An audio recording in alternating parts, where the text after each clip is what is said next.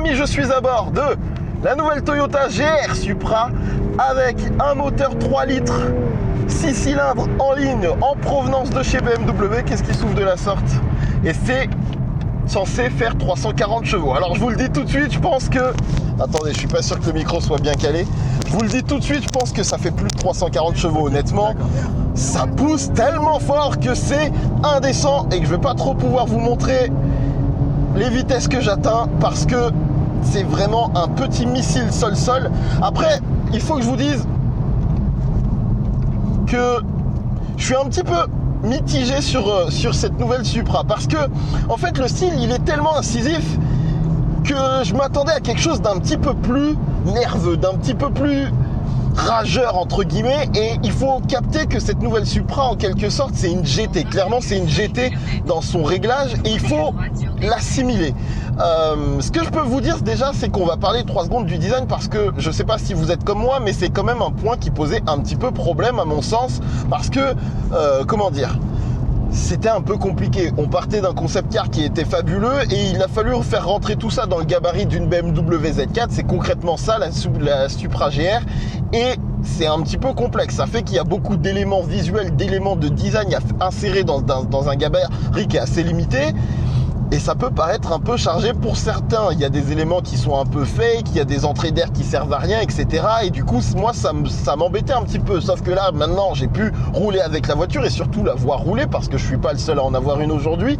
Et ce que j'ai pu constater, en fait, c'est que il faut savoir apprécier quand on a la chance d'avoir une proposition un petit peu différente. C'est-à-dire que on est quand même dans une période où l'automobile c'est un peu compliqué, que les normes sont en train de nous tuer, l'Europe est en train de nous tuer et que du coup les voitures plaisir ça commence un petit peu à se faire rare.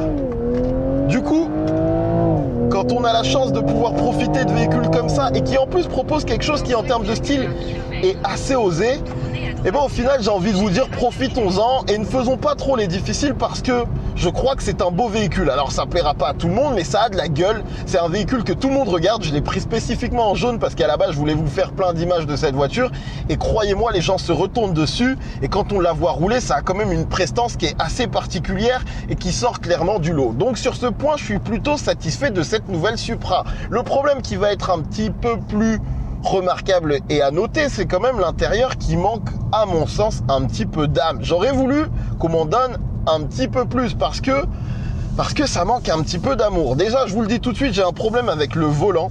Je sais pas comment vous l'expliquer, les branches sont trop grosses, il fait un peu old school, à peine sportif entre guillemets, il est pas très sympathique au toucher et je pense que pour le coup Toyota aurait pu faire un effort parce que même dans une Yaris GR-MN, vous avez au minimum le volant d'une GT86 et c'est à mon sens un petit peu plus agréable à prendre en main.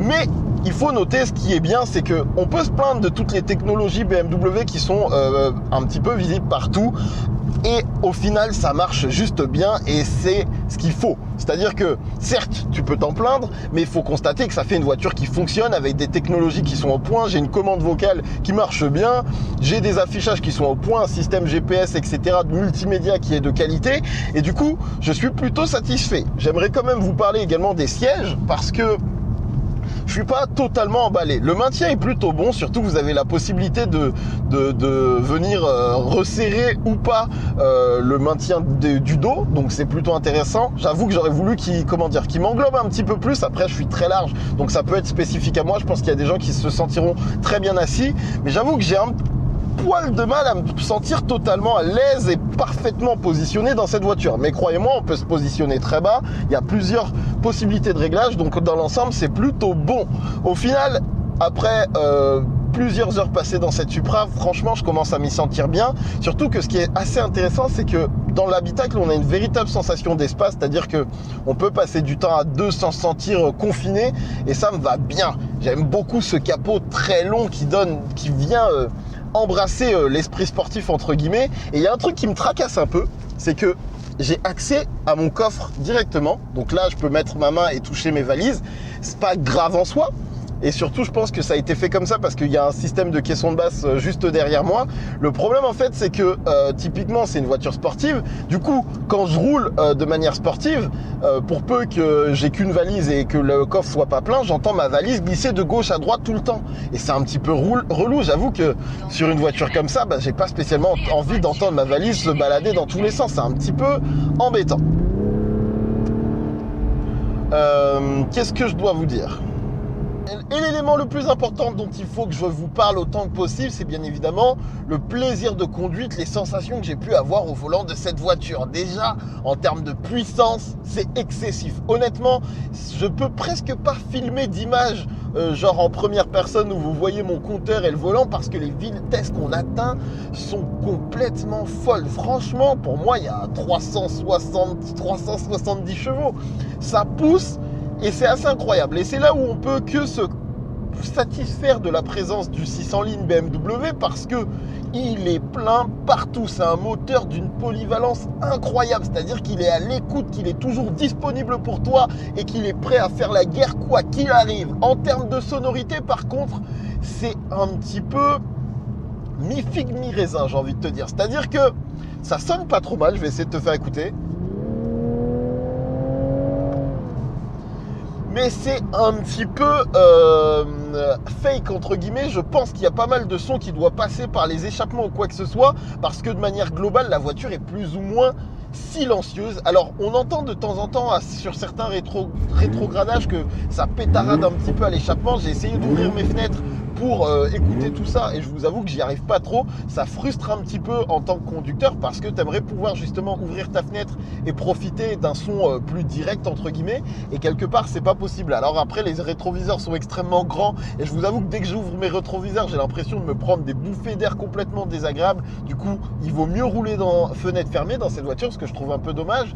Mais la conduite est assez intéressante parce que j'en attendais beaucoup entre guillemets, je sais pas pourquoi, et en fait il faut bien comprendre que cette voiture c'est plutôt une GT, c'est-à-dire que c'est plus, en fait le terme que j'ai dans la bouche c'est aseptisé entre guillemets, c'est-à-dire que tu as un peu la sensation qu'ils ont cherché un compromis et que cette recherche de compromis entre la sportivité et une forme de confort assez particulière fait que si tu es un petit peu exigeant, tu vas te être un poil sur ta faim parce que c'est une voiture qui roule vraiment bien, qui est extrêmement... Enfin, en fait, il y a un très bon équilibre sur l'amortissement parce que peu importe la vitesse à laquelle vous allez être, la voiture va très bien se contenir. C'est quand même assez lourd, ça fait environ 1,5 tonne et vraiment, tu sens qu'elle est bien posée sur ses appuis et que tu n'as pas une voiture qui se dandine dans tous les sens.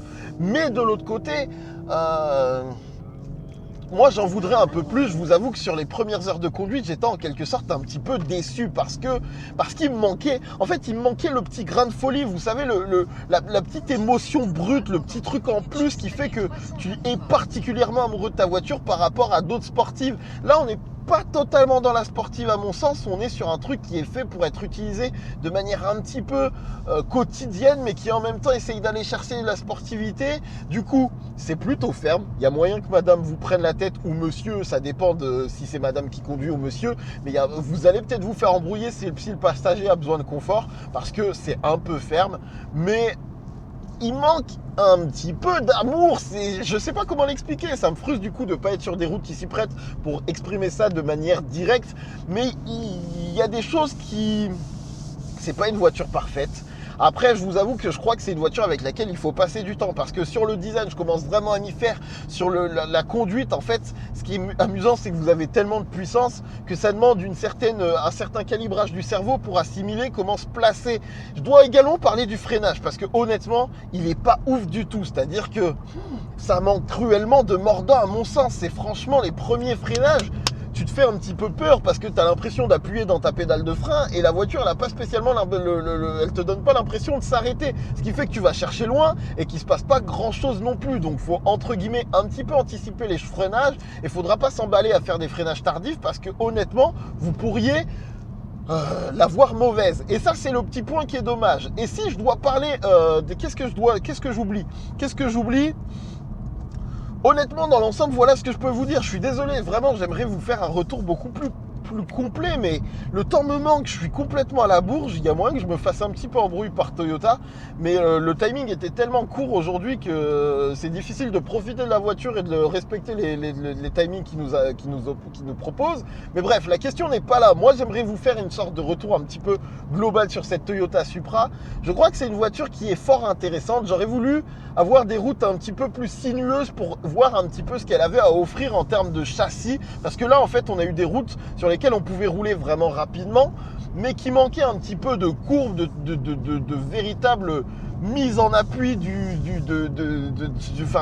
quoi profiter pleinement de la voiture et définir si le typage était bon, très bon, moyen ou décevant. En tout cas, c'est une belle découverte. Je suis pas amoureux, c'est pas une voiture qui m'exalte entre guillemets. Je vous dis, j'ai l'impression qu'il manque un petit grain un petit, je sais pas comment dire, quelque chose, un petit truc qui fait la différence, parce que là je la trouve un petit peu, comment dire, passe-partout. Je sais pas, c'est bien, mais c'est trop propre. C'est bien, mais c'est trop propre. Ça manque d'âme.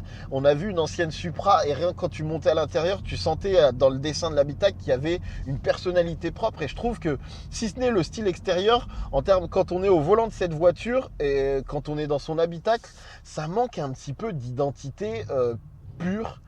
Et c'est un peu dommage. Voilà ce que je peux en dire. J'ai envie de couper là. J'aimerais vous en dire beaucoup plus, mais des fois on fait avec les moyens du bord. Je suis un petit peu saoulé de ne pas vous rapporter un truc plus quali, mais bon, on ne choisit pas. Avec un peu de chance, demain, on est censé rouler sur le circuit du Mans, donc si je peux vous en donner plus, ou si je peux reprendre la voiture et vous le montrer, enfin bref, si je peux en faire plus, j'en ferai plus. Faut que j'écrive à mes collègues. Et puis les amis, désolé pour ce retour un peu bref. On se voit bientôt. Salut!